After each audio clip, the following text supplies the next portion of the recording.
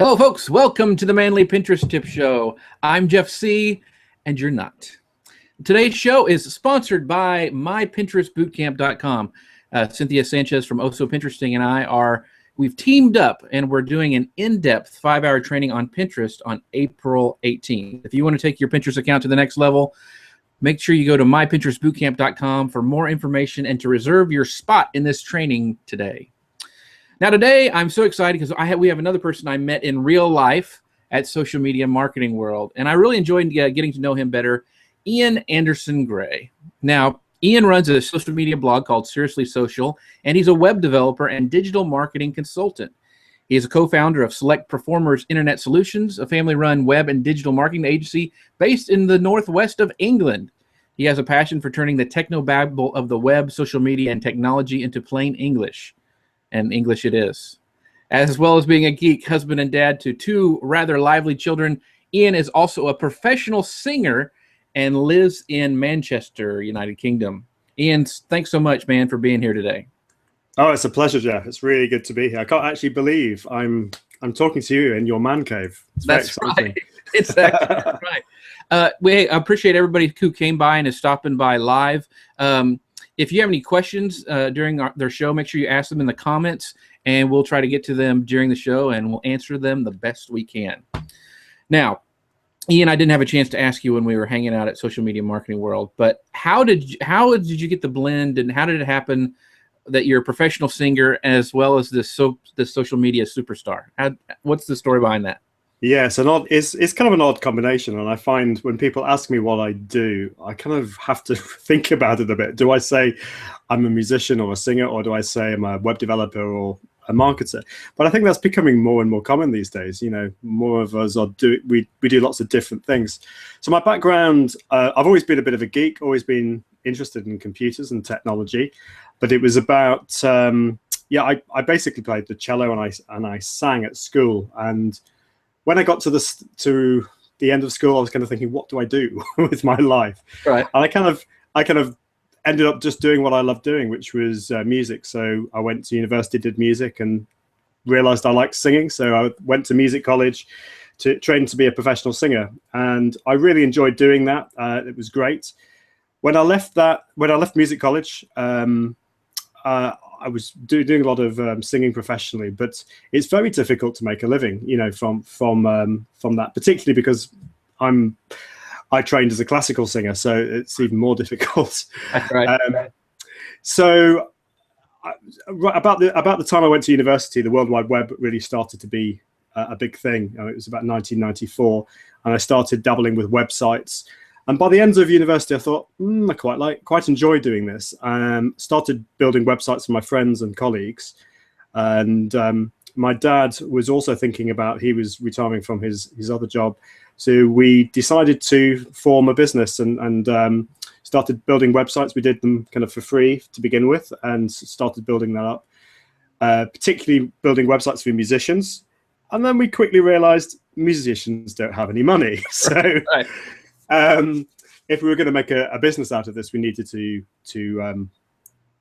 go and build websites for small businesses and medium-sized businesses. So that's what we did. And I started blogging about 4 or 5 years ago for a bit of fun, and really enjoyed playing with social media. And it was really that made me go into the social media side of things and social media consultancy. And the rest is history. Gotcha. Well, how much time do you spend singing today? And so the audience knows, you can go to SoundCloud and actually listen to Ian singing, and it is rather impressive. So after the show, make sure you guys head over there and check him out on SoundCloud, because it's pretty impressive to hear him sing. So, but how much do you do that today, Ian? Well, it's difficult. I mean, really, I don't get the chance to practice very often. But my dream is to make a living to continue to make a living from the web side of things and the social media side of things, which will enable me to sing without worrying about the money side of things, if that makes sense, because I enjoy doing that. But not as much as I would like. Sing with the children, obviously, and that type of thing. So Very cool. Very cool. Well, I wanted to bring up a comment real quick here, and because it leads to our next conversation. Adrian says, "Hey, Jeff C. and Ian, looking forward to listening in and checking out the show. I know you guys will have a great time today. Sorry I missed Social Media Marketing World. I heard all about it and how much fun you had."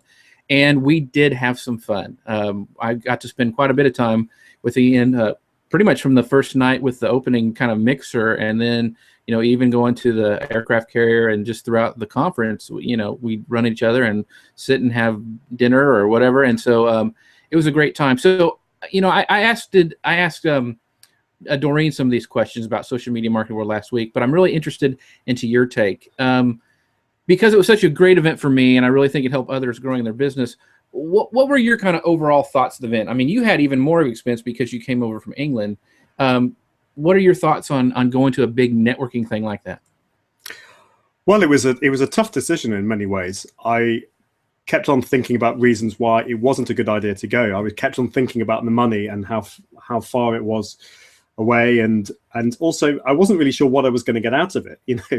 I knew I would meet people that I've known online, but from a business point of view, it's really difficult to kind of to quantify what you're going to get out of these things. But deep down, there was this feeling that I knew it was the right thing to do. I knew somehow this just connecting with people, with other marketers, other people that I knew, that was where the magic was going to happen. And I can't, I don't. Is it 2 weeks since, or 2 or 3 weeks since Right. we were at the conference? I still couldn't kind of tell you in terms of the metrics or numbers what I would get out of what I've got out of it. But in terms of where I see my business moving forwards, in terms of the relationships and the connections, it's just been unbelievable. I mean, just being on the show with you is one of those things, isn't it? I mean, it's been fantastic, and building those relationships that I've had online with people, actually meeting people in real life, it's just unreal. It just really furthers those relationships like no other way you can. So that's been absolutely fantastic, and I would definitely recommend people listening to this or watching this will go to the conference next year. Don't give in to the fear. And it's kind of, I don't know whether you heard this, but Michael Stelzner said something really that resonated with me. He said, sometimes when you doubt, that is actually a good, if you're doubting a decision, that's sometimes a good way of working out that actually that is the right thing to do, because those doubts are probably to do with your fears, which may be to do with insecurity or something else like that. So don't give in to that. Go and do it. That's what I'm so pleased I did. Very good. Yeah, I totally agree with you. And it was interesting for the people who I've had on the show, or I've talked, like Wade, who I've been, virtually with video going back and forth with for long. It was like we just continued the conversation. It wasn't a big, oh, I got to get to know him awkwardness. It was like, hey man, how are you doing? We just kept on going. I asked this question to Doreen too, but I'm thinking of small businesses. For the price of this conference, you could pretty much buy a new laptop. I mean, really. I mean, you could buy a nice MacBook Pro for the price you pay. Do you think it's a good investment for small businesses, upgrading equipment versus attending a big conference? And it doesn't have to be Social Media Marketing World, but maybe something in their industry. Which way would you land on that? Well, that's a really difficult decision, because I suppose it depends on how much you need this new laptop, Right. But I think, again, it's a difficult decision because you can't necessarily quantify what you're going to get out of it. But do your research, check, look at the conference, look who's going to be there. What is your reason for going there? Is it to learn things, learn new stuff? If that's the case, then maybe there are other ways of learning that stuff. It could be an online course, for example. Right. And I know with Social Media Marketing World, they've got the virtual ticket, which is cheaper than going. But for many of us, it's actually the meeting people, it's the networking, it's those relationships. And I don't think you can quantify that. I don't think you can compare that. And for me, although I could probably do with upgrading my laptop at some point, right. I think going to the conference was absolutely the right thing to do. Gotcha. What would you say would be your biggest takeaway, like learning wise, not just the networking? What would be the kind of the one big tip? I mean, you mentioned Michael Stelzner. What would be a tip that you could share with our audience that you learned at Social Media Marketing World? Well, it was certainly that was good. One of the things that resonated with me was what Mark Schaefer said, which, I mean, he said, he's not an expert, he's a student. And that's something that I kind of have felt for quite some time. I don't particularly like the word expert. I think we're all learning. I think some of us obviously know more than others, and we want to share that, and that's part of being a consultant, really. So that resonated with me. Certainly, JB's talk on hugging your haters, that was good, because it's so easy to want to when people are nasty to you or a business online to kind of get back in a very negative way. So that was very, very positive talk from him. And what else? Really, for me, I think the big thing was being yourself, being authentic. And it's a bit of a cliche. It's maybe a bit kind of sounds like common sense, but my goodness, how often do we like to shy away and kind of try and put ourselves in an overly positive light and don't talk about the things that scare us or the things that maybe make us more real. And there was a lot of that at the conference, and that really resonated with me. And it's something that I really want to do. I don't want to I want to share some of the things that I struggle with, because I know other people will struggle with those things, and we can move forwards together. That's a good point. And then authenticity, as I want to talk about that in a little bit later question, but because this next one ties right into that. You had a conversation with Ralph and Carol Lynn on Web Search Social podcast.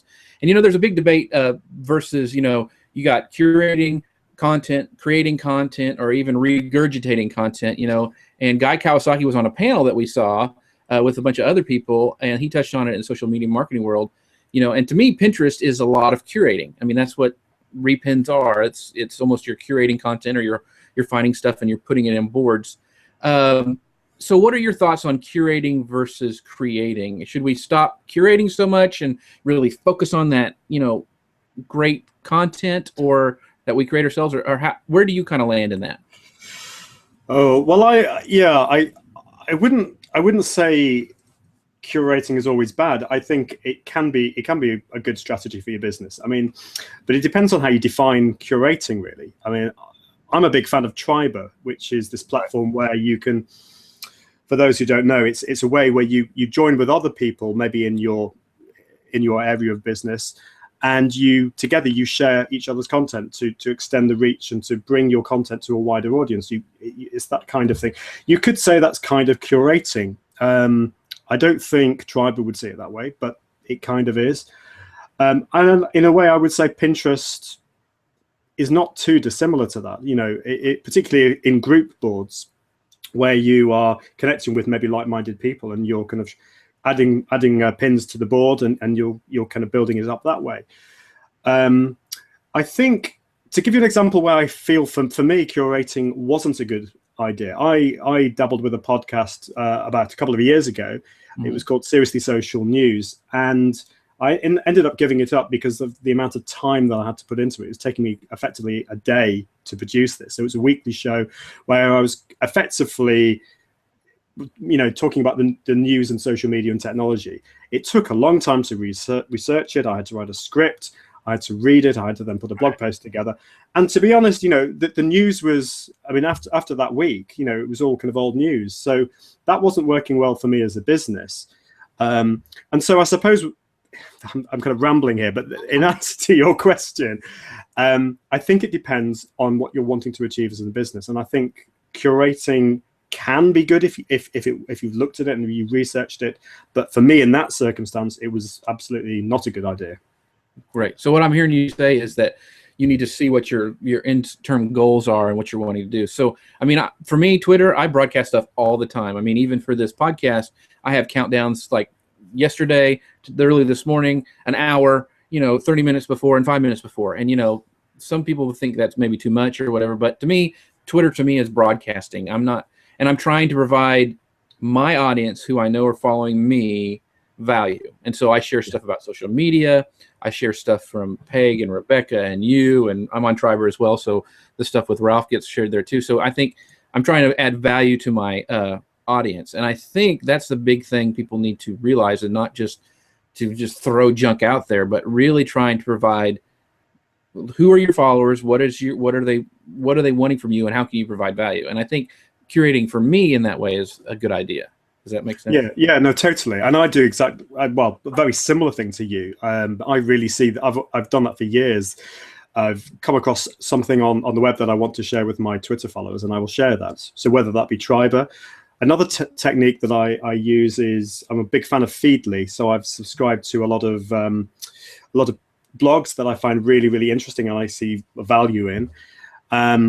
And whenever I go through my Feedly list, I see an article that I think that's really, really good, I will save it for later.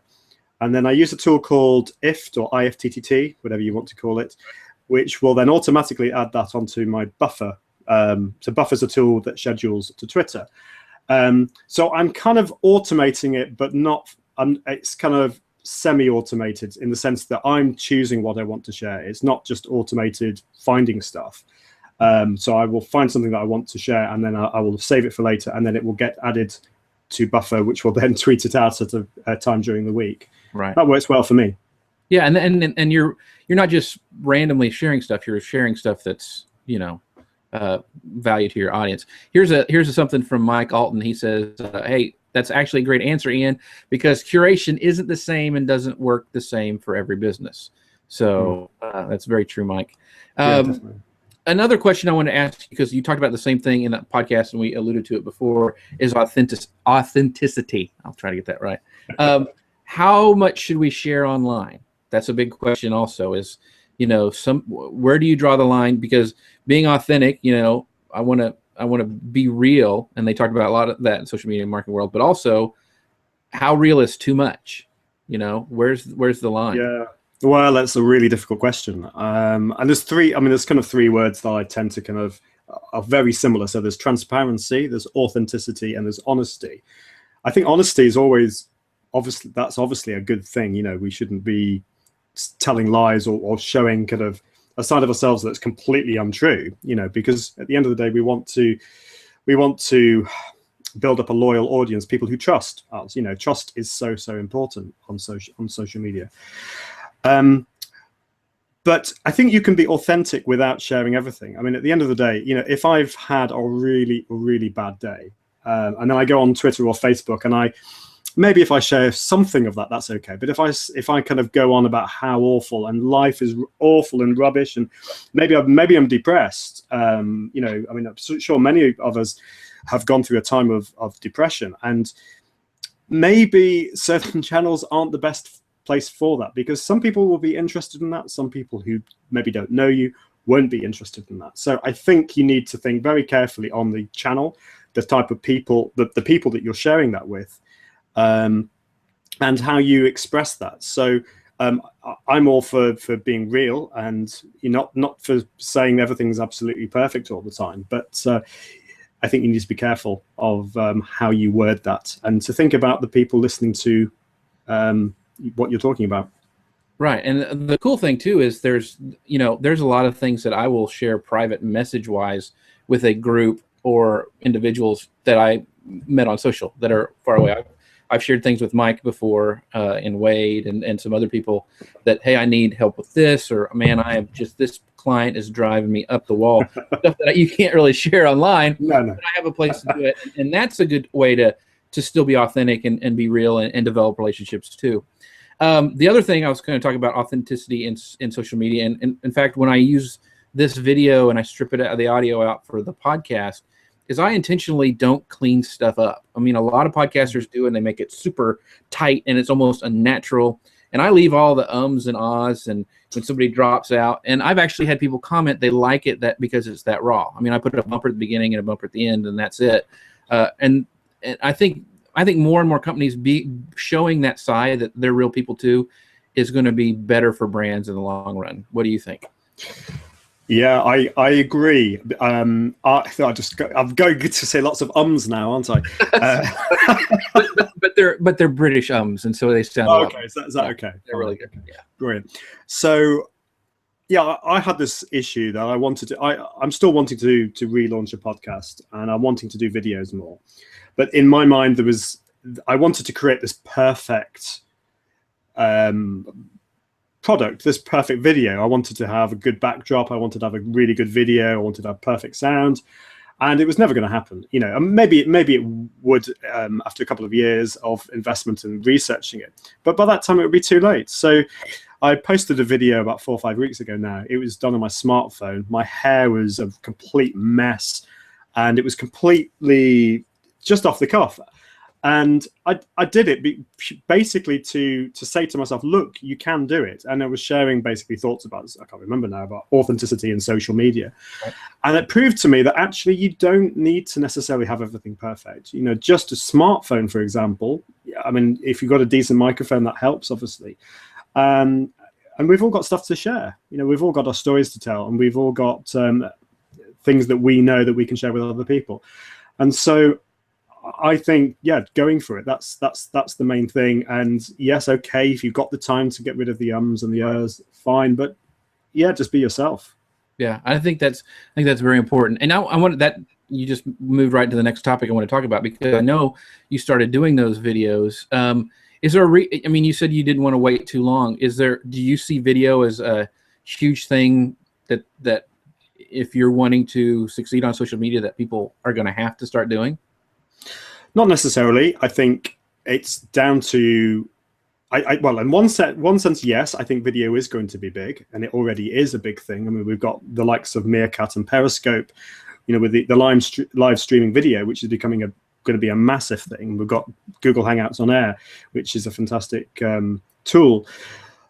I love writing. I love blogging, but it's very time consuming. And I was actually saying to Mike Alton the other day, you know, he was asking me how often I write my blog. And I'm sure I'm not alone in this. I was going, oh, don't ask me that question, you know, because I would love to write a blog every week or multiple times a week. But I suppose my blog posts are very much about the quality and research, and I want them to be really, really useful. So they take time. But video, actually, I can just take my smartphone and speak, and hopefully some kind of sense and some kind of stream of consciousness will come out that will be helpful to people. And I don't really have to think that hard about it. It's just a way of getting content out there quickly that hopefully people will engage with and find interesting. So I think for me, it's that way of getting that content out there more regularly and in a way that's maybe more authentic to me. Gotcha.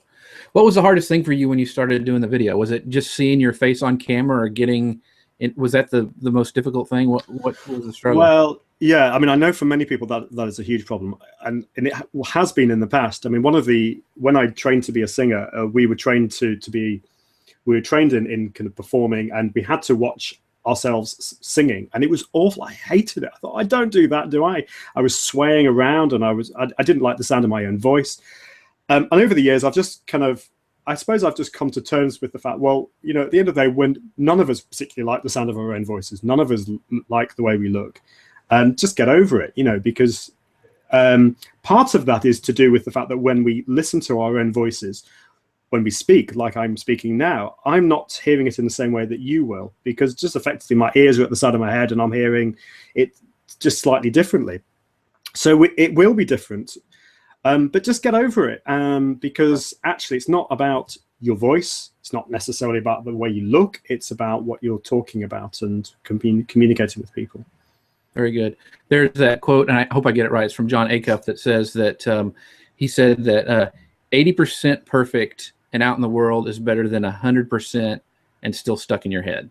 Which I thought was so good. Yeah. He says it changes more lives being 80% perfect. And so I've always, that's what spurred me actually to do those Manly Mondays, which I need to do some more again. But because it's not fun. I mean, it's hard work, and I'm like you. I think I sound like Kermit the Frog. You know, Heidi ho, good neighbor. But yeah, it's tough seeing yourself and hearing yourself. But continue on the video idea. Do you think the Facebook video is huge? And I know you're a big tools guy. Do you think Facebook videos will surpass YouTube, or what do you see the kind of the climate going to happen there? What do you think? That's a really tough one. I do know that Facebook video is going to be big. I mean, you can already embed Facebook videos on your blog, on your website, and it's something that I'm going to start doing. Actually, I think I'm going to start, instead of embedding YouTube videos, I will embed Facebook videos, because I think that reaches a wider audience. But I will still be doing YouTube. I mean, that's particularly good for Google Plus and other platforms. So I think YouTube has lost, well, not maybe yet, but it will lose its kind of dominance. I think Facebook will start to get a bit of the share of that, but whether it will surpass YouTube, I think that we'll have to wait and see. Not sure. For me, I found it was worth filming a different ending for YouTube and Facebook of the same video. That way I could have a call to action at the end. That's just a little tip, because you know, I would point and say, okay, subscribe to my YouTube channel. Well, you can't do that on Facebook. Those buttons don't work. And so I would have to film a different ending, and it worked out pretty well. So I think more and more companies are going to start doing that, is thinking about, okay, what platform am I on? I'm going to have to make that content for that platform if they want to capture all that. Do you use Pinterest? Do you pin your videos on Pinterest? Have you tried that yet? That's one of the reasons I started using Pinterest, actually. Yeah, I've not done that many videos yet, but the videos that I have done, I have pinned to Pinterest. So I will continue to do that. And I mean, I'm not a huge Pinterest user, but I absolutely see the value in it. And I want to kind of continue moving forwards with that and start to use it better. So I mean, I'm a big fan of your show, and I'm kind of always kind of listening into the tips and how to improve my strategy really with Pinterest. Well, you don't have a small following either. I mean, you've got a pretty decent group of boards on Pinterest, so it's nothing to sneeze at. I know one of your big things is talking about social media tools and testing stuff out. Are there any special tools that you use for video when you're doing your video stuff? Are there anything that, I mean, I know Meerkat and Periscope is cool. Is there anything else that you use for? Well, unfortunately, I haven't really got used those tools yet, because they're not available for Android yet. But I know they're coming fairly soon, so I'll be using Meerkat and Periscope. For video, I actually use Camtasia, which seems a bit odd, but I do a lot of screen sharing. That works really well. And actually, for me, just recording video on my smartphone or on my webcam and then just importing it into Camtasia works well for me. I do have access to Premiere because I've got a Creative Cloud account, but it's just overboard for what I need at the moment. So that's how I use it. I've been doing video for years, and I would have killed for a smartphone like this, you know, when I first started. I mean, the stuff that you can do now, my kids are making movies and trailers, and I mean, it's just awesome. And so, yeah, I mean, so I think companies and pin that stuff to Pinterest because it works. You mentioned some, you know, buffer and if then do that thing. I think you pronounce it ift, but I just say if this then that. Gesundheit. But yeah, I know you use those. Are there any other of your favorite social media tools that you use that you could tell us about? Well, yes. I mean, I've been looking for, I suppose, this kind of one tool that rules them all. You know, the kind of Lord of the Rings type of tool. Right. You know, and I know a lot of people use Hootsuite, and Hootsuite is a really good tool in the sense that you can manage a lot of networks all from one dashboard. I personally kind of didn't really get on that well with Hootsuite. So I've dabbled around with other ones. I've used TweetDeck. I'm really enjoying using Agorapulse at the moment, which is it's a little bit more expensive than the Hootsuite Pro account, but it has really very good reports and analytics all built in. It supports Facebook pages and Twitter accounts, and they're going to be also supporting Instagram hopefully the next few weeks. So I use Agorapulse a lot. For Pinterest, I use Tailwind. I find that really, really useful. And as well as if this then that, I integrate that with the likes of Feedly and Buffer and other tools. And also a big fan of Friends Plus Me. I don't know have you ever used a Friends Plus Me for Google Plus? I played with it a little bit. Now, did Agorapulse? Did they just come out with? I see all these people talking about it all of a sudden. Did they just come out? Did they come out with a new update or something? Or why is that rising so fast? Yeah, no, so interesting. Well, I think it's Agorapulse, when it kind of started, it was mainly for Facebook. It was a way that you could add apps and you could add tabs to your Facebook page, and it's since then it's changed quite a bit. So it's no longer really about that. It's about, although it still has that functionality and it's got this way of capturing email addresses and things like that and segmenting your fans. They added Twitter maybe a year or two ago. And then they've and now they're going to be adding Instagram. So I think it's just becoming a bigger tool. And also, Emmerich, who is the co-founder, was also at Social Media Marketing World. So he was probably spreading a bit of love as well. He's a really cool guy, actually, Emmerich. So he's worth connecting with. Gotcha. Now I know a lot of the most popular tools, and you mentioned them like Hootsuite and even Sprout Social and some other ones, and a lot of them are used for scheduling posts on social media, and then usually they have analytics built in or whatever. Now, what does that do to your authenticity? Where's the balance between, I know people don't want a robot post and stuff, so how do you balance the authenticity, I can't even, whatever, that one word, transparency, with, that's real, folks, it's real, it's uncensored, with, trying to get your work done? There's a balance there. How do you do that? Yeah, well, I think scheduling, scheduling is a kind of a form of automation. I think there's bad automation and good automation. I think scheduling is absolutely fine. But automating your engagement, automating replies is not good. I think for me, scheduling works really, really well, because if I'm going to be on Twitter all day, that's not a good use of my time. Right. I need some downtime. I need some time to spend with my family. I need time to run a business. At the end of the day, I love social media, but I need to make my business work. I want to make money. I want to support the family. So I think all those things, and scheduling enables me to do all those things. And so I can spend, what I tend to do, for me, I'd spend half an hour in the morning just to get through all my mentions on Twitter, go through Google+.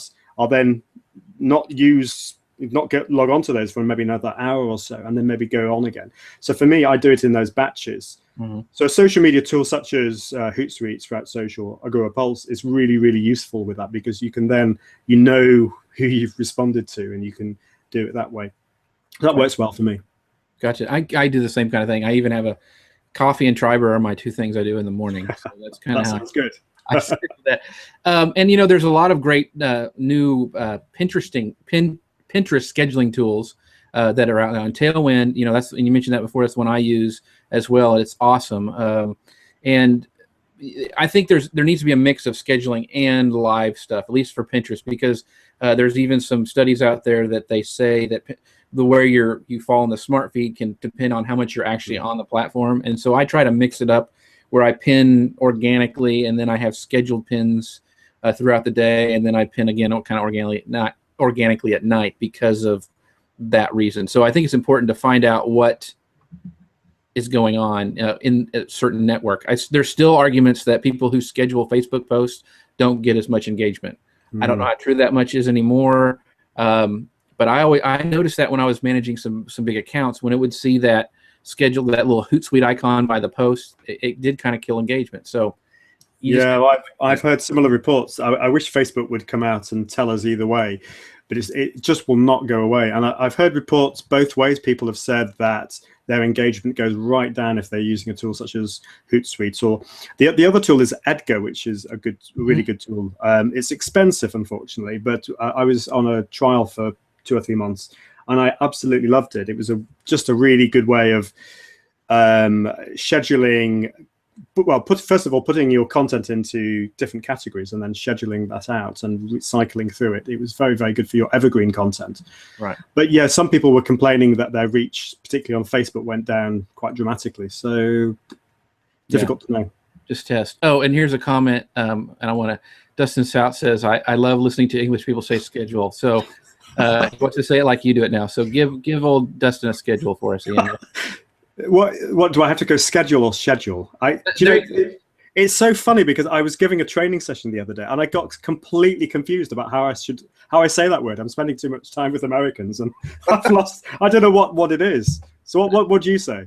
I'd say schedule, but I'm from East Texas and we mangle stuff all the time. So here's another question. Is there if you had unlimited money and resources and you could build your own social media tool, what would it be? Oh, I think we need another hour to talk about this. I think it would basically do I subscribe to loads of different tools. So it'd be a bit of Buffer. It would do a bit of Hootsuite, Sprout Social. I really like Sprout Social, for example, but it's expensive and it doesn't do a few things. It would have a bit of Twitterland. I don't know if you heard of Twitterland, which is great for analytics, finding influencers. It would have a bit of that. It would have a bit of Friends Plus Me. It would basically be all these kind of merged into one. Okay. And yeah, the other thing that I find very frustrating is the way most tools don't allow you to properly filter Twitter, for example, or actually Google Plus. So I kind of made my own tool for Twitter, which enables, it's called Tools, and it's a WordPress plugin, and it effectively allows you to filter out stuff that you're not wanting to follow on Twitter. So for me, I want to kind of look at a Twitter list, but I want to actually filter out anything that's been posted via a scheduling tool, and what are people actually saying right now without any links or anything. So I don't think anything really like that exists. You kind of can on Hootsuite and TweetDeck, but not really to the same degree. Gotcha. I want to drop right because we both saw Mark Schaefer talk at Social Media Market World, and I know you're a big fan as well. And I'm in the middle of reading Content Code, which is an incredibly good book that people need to read. One of the things he mentioned in the book is epic content. Now, that epic content, he says, just earns you now a seat at the table. It's not enough just to make epic content. That's just required. And he says the key is to igniting followers so they want to share it. And that's where, his whole premise is, how do we do that? So how do you see that? Because his whole thing is we've got so much content. There's going to be, what they say, another 3 webs by this time, in 2 years or something crazy. So what are we as marketers and social media? How's that going to impact us? What do you think we have to do? I know this is a hard question, but what are your thoughts? Well, yeah, it obviously you have to have really good quality content, and that doesn't necessarily have to be a blog post. It could be video, it could be a podcast, it could be whatever type of format you're comfortable in, and also maybe where looking at your markets, what are your competitors doing? Are they all doing blog posts? In which case, actually, maybe doing a video might be good because they're not doing it. So that would be one thing, and I know Mark Schaefer talks about that in his book. But it's really about, instead of following lots and lots of visitors to your blog or getting big high numbers, loads of Twitter followers, it's finding I think Mark Schaefer calls this your alpha audience, the people who are your biggest fans, the people that will just share your content without even thinking. And it's finding those people and engaging with those. That is absolutely vital. And actually, that reminds me, that would have been one other thing that I would add to that kind of amazing mythical tool that doesn't exist. How do you find out who is actually your alpha audience? And you can find out who's retweeting your stuff lots. But actually, one of the things Mark Schaefer talks about, there are some people that maybe aren't sharing stuff, but they might be sharing it by email. The kind of, I suppose we call that the kind of dark, is it kind of the dark social media? And you can't really measure that. There might be people that are just talking about your stuff. And it's engaging with them. And they're the people that will actually, you could be your biggest customers and ignite your content and move it forwards. Yeah, I think that's all good points. Because, I think of Pinterest. Pinterest is just like other networks. Just getting at the table, you have to create an awesome image. That's pretty much required if you're going to be successful on Pinterest. And so I'm trying to think of what's it going to take for people to stand out on Pinterest, pinning videos, you can pin audio files now. And I think it's, like you said, trying to find out what your audience wants. my repin that gets pinned the most is this stupid gingerbread house that looks like the Shire in Lord of the Rings. That is my number one. And that was a repin that I did. But that thing went crazy. And so what does that tell me about my audience? Do I need to handle Star Wars geeks or, I mean, what? Anyway, it's just interesting. And I think you have to look and see. And just like, you know, this show, this show and my company has taken a number of pivots. I never thought I'd be on Pinterest, but I pivoted because of that. So do you have any thoughts of what it's going to take? I know I'm putting you on the spot to stand out on Pinterest. You know, do you have any ideas, or what are you looking for when you go to Pinterest? Well, I am looking for good quality images, stuff that resonates with me, and also pins that will resonate with my followers as well, and the people that I'm trying to reach. So I look at what I'm into. I mean, obviously I'm into social media and technology, but we were talking about authenticity, and there are other things that interest me. So music. I mean, I think I've got a board on silly music videos, for example. I've probably got a kind of a geek board. I can't remember now. So there are different aspects of what I want of me that I want to share on there. So that would be one thing. And yeah, just really standing out with quality content, but most of all is actually engaging with those people. So finding out who your alpha audience is. And I mean, you tell me on this one, but I wonder whether certainly group boards is one of those ways, because you are connecting with other people and you're kind of building that together. That's probably a good way. And also connecting with those people on other networks, such as Google Plus or Twitter, doing Google Hangouts so that you get to know each other and you can connect that way. Yeah, exactly. And I think, you know, a lot of times I see people not even on Pinterest, because there's not a lot of engagement that goes on. It doesn't happen a lot. But when it does, people don't capitalize on that. If somebody says, hey, I liked your post, they won't answer them back on Pinterest, which I think is such a wasted opportunity.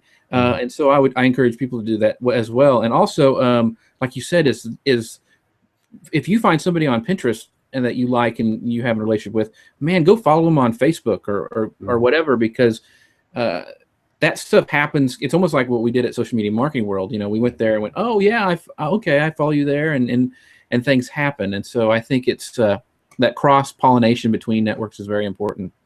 I have one more comment I want to pull up before we go to the last questions here. Let me pull it up from Mr. Mike Alton. He says, this is the quote of the day: I'm spending too much time with Americans. So we might give you an honorary American pass or something. Oh, that's great. No, I love spending time with Americans. Yeah. So this is the question I ask all people who've been on my show is, do you have any advice? This is the Mainly Pinterest Tips show. Do you have any advice for guys who are coming on Pinterest? What would you say to do?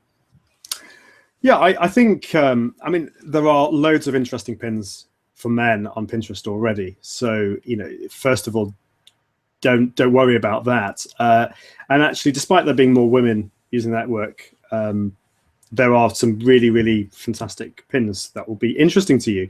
Right. And I think it's a good time to join, get in there, build up some content early before the rest of the men join Pinterest. So I think get in there quick, be an early adopter. Yeah. I've said this before, but you know, it's males joining Pinterest are the fastest growing demographic on Pinterest. So yeah, it's interesting. Yeah. It's a great time to kind of get on the ground floor. So Ian, thanks so much for being here. Where is some good place we can find out about you and more of your services? Yeah, well, my blog is iag.me. So that's where all my blog posts are, and you can contact me there. Do my contact form. I've also got a mailing list. That's where I'm trying to share some extra tips and connect with people. I try to be very good at emailing people back. So please do contact me that way. And also Twitter. So that's IAGDOTME, IAG.me, and on Google Plus as well. Awesome. And well, Ian, thanks so much for being here. As always, I'd love for you guys to head over to manlypinteresttips.com, click on the sidebar and subscribe to the email community. And I'm trying a new thing.